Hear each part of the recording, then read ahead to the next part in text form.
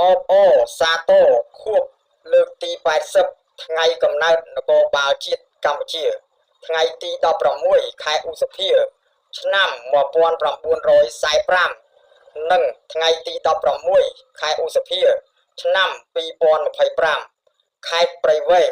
ក្រោមការដឹកនាំនិងបញ្ជាផ្ទាល់របស់លោកឧត្តមសេនីយ៍តូឈឿនប៊ុនឈនស្នងការនៃស្នងការដ្ឋាននគរបាលខេត្តព្រៃវែងដឹកនាំលោកឧត្តមសេនីយ៍វរៈសេនីយ៍ស្នងការរងលោកនាយការិយាល័យជំនាញទាំង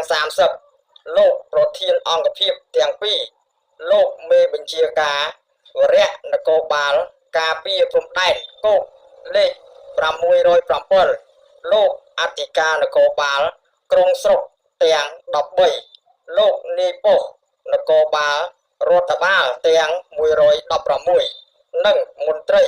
ក្រមអាវ៉ាត់ទាំងអស់ចំណុះស្នងការដ្ឋាននគរបាលខេត្តព្រៃវែង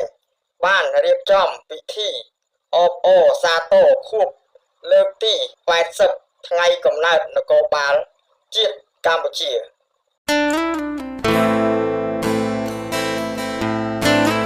ខ្ញុំបាទកំហុងសូមលំអោនកាយគោរពសម្ដេចទ្រង់ឯកឧត្តមលោកស្រីអ្នកនាងកញ្ញា